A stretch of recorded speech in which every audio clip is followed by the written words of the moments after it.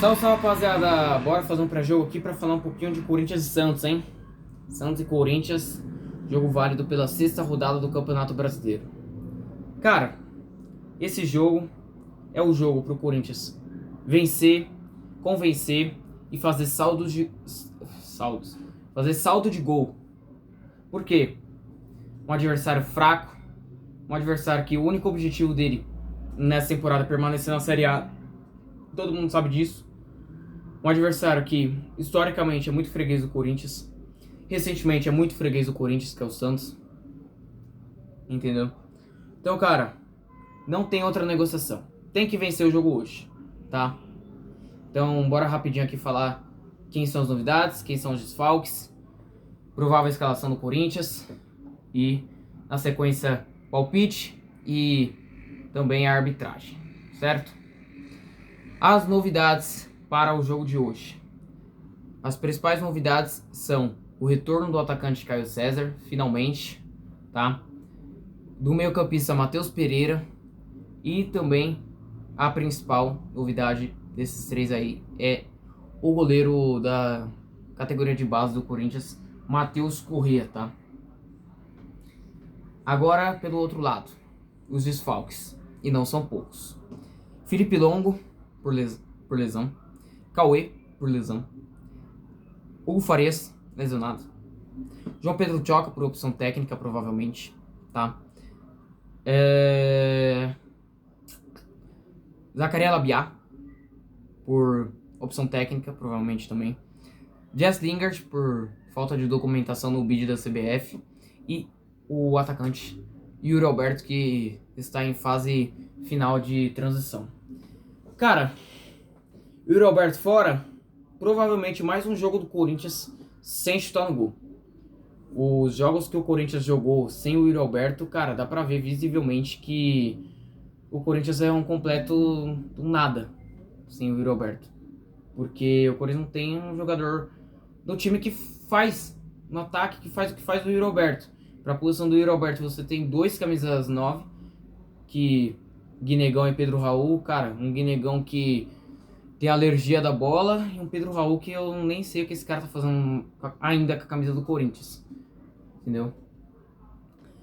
Então, ou seja, eu tenho que parar de criticar o Yuri Alberto porque os seus concorrentes são insuficientes. E pra você ver, quando eu falo que o Yuri Alberto faz muita falta, porque, cara, o Yuri Alberto, ele se machucou no dia 15 de fevereiro, no jogo contra o São Bernardo, quando ele foi dar um pique e ele acabou sentindo o bíceps femoral da coxa esquerda. E, cara, de lá pra cá, desde o dia 15 de fevereiro, ele não jogou contra Atlético Paranaense, Lusa, Cruzeiro, Novo Horizontino e Coritiba. Ou seja, ele ficou de fora de 5 jogos. E ele ainda é o artilheiro do time na temporada. Coincidência, velho. Então, o jogo de hoje, que esse jogo possa ser o jogo da virada de chave do Corinthians na temporada. Porque o atual momento do Corinthians na temporada não é nada bom. O início de temporada do Corinthians é bem ruim, tá? Talvez o início de temporada do Corinthians aqui só não é péssimo por conta do título da Supercopa. Um Corinthians que tá devendo em termos de resultado e desempenho, tá?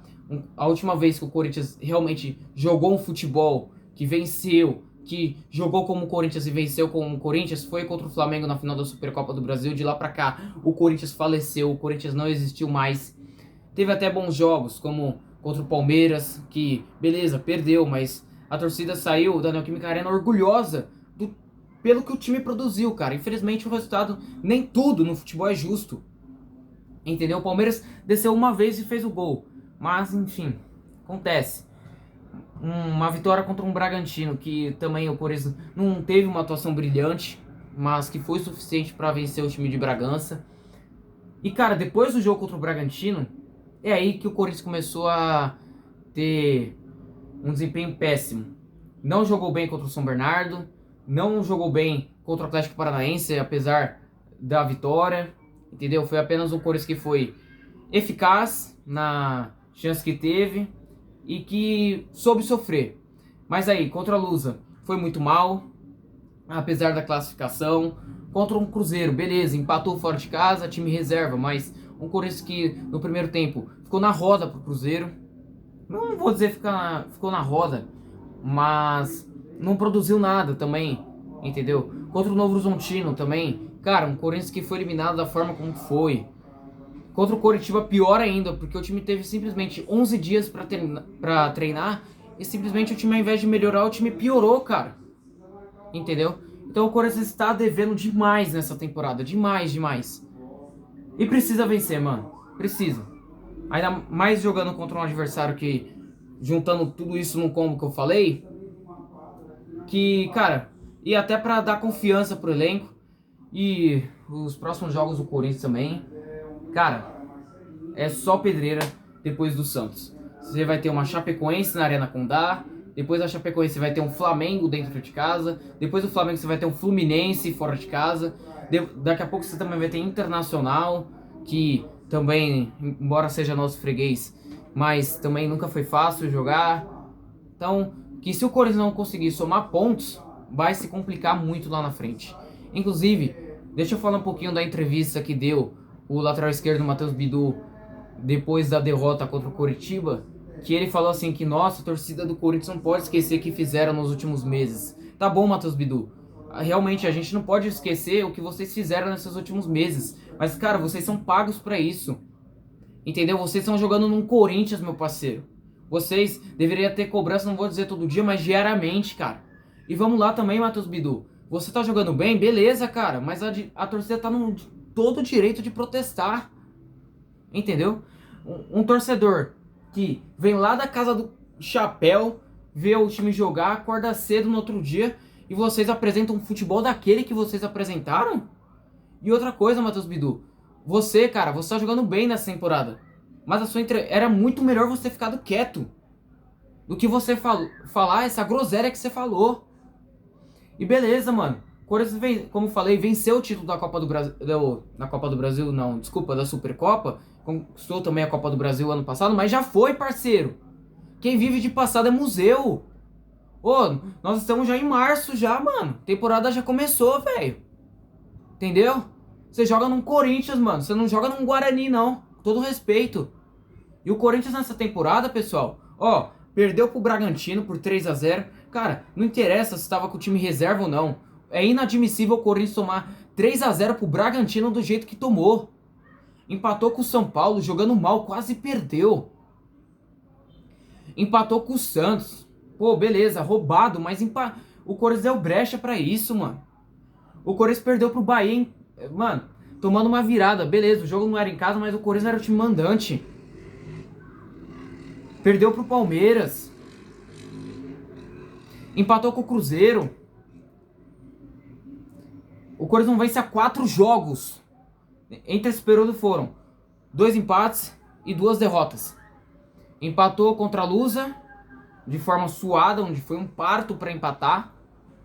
E um empate contra o Cruzeiro, mas que depois também só piorou.